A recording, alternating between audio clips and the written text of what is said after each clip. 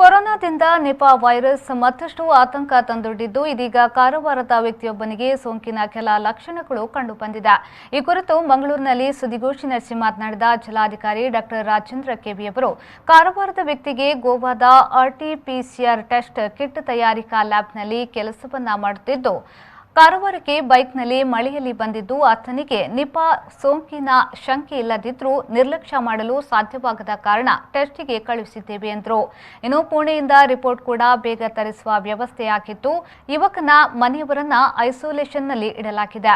ಅವನು ಸಂಪರ್ಕ ಮಾಡಿದವರನ್ನ ಪತ್ತೆ ಹಚ್ಚಲಾಗಿದ್ದು ಉಡುಪಿ ಮತ್ತು ಕಾರವಾರ ಜಿಲ್ಲಾಡಳಿತಕ್ಕೆ ಅಲರ್ಟ್ ಮಾಡಲಾಗಿದೆ ಎಂದು ಜಿಲ್ಲಾಧಿಕಾರಿ ಡಾಕ್ಟರ್ ರಾಜೇಂದ್ರ ಕೆವಿ ಹೇಳಿದರು.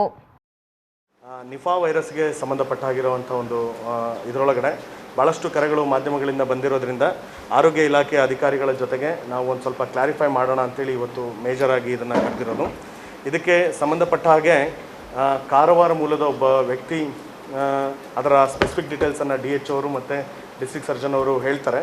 ಕಾರವಾರ ಮೂಲದ ವ್ಯಕ್ತಿ ಒಬ್ಬರು ಮ್ಯಾಲ್ಬಯೋ ಅನ್ನುವಂಥ ಒಂದು ಕಿಟ್ಗಳನ್ನು RT-PCR ಕಿಟ್ಗಳನ್ನು ತಯಾರು ಮಾಡುವಂಥ ಕಂಪ್ನಿಯಲ್ಲಿ ವರ್ಕ್ ಮಾಡ್ತಾಯಿದ್ರು. ಅಲ್ಲಿ ವಿತ್ ಆಲ್ ಪರ್ಸನಲ್ ಪ್ರೊಟೆಕ್ಷನ್ ಎಕ್ವಿಪ್ಮೆಂಟ್ಸ್ಗಳನ್ನು ಹಾಕ್ಕೊಂಡು ಅವರು ಅಲ್ಲಿ ಕಿಟ್ಗಳನ್ನು ಮುಂಚೆ RT-PCRನ ಮಾಡ್ತಾಯಿದ್ರು. ಈಗ ನಿಫಾಗೆ ಸಂಬಂಧಪಟ್ಟ ಕಿಟ್ಗಳನ್ನು ಅದರೊಳಗಡೆ ಕೆಲವೊಂದು ಆ್ಯಕ್ಟಿವ್ ಕಂಟೆಂಟ್ಗಳನ್ನು ಇದು ಮಾಡ್ತಾ ಇರ್ತಾರೆ. But with all PPE personal protection ಎಕ್ವಿಪ್ಮೆಂಟ್ಸ್ಗಳ ಮುಖಾಂತರನೇ ಅವ್ರನ್ನ ಹ್ಯಾಂಡಲ್ ಮಾಡಿರ್ತಾರೆ.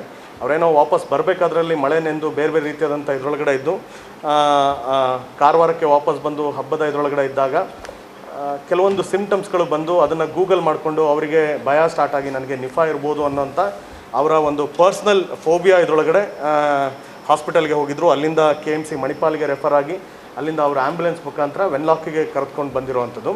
ಅದನ್ನು ನಮ್ಮ ಡಾಕ್ಟರ್ಸ್ಗಳು ಅದನ್ನು ಅವ್ರನ್ನ ಏನು ನಿಗಾವಾಗಿ ಇಡಬೇಕು, ಕಂಟೈನ್ಮೆಂಟ್ ಸಪ್ರೇಟ್ ಐಸೋಲೇಷನ್ ವಾರ್ಡಲ್ಲಿ ಇಡಬೇಕು, ಅದನ್ನು ಇಟ್ಟು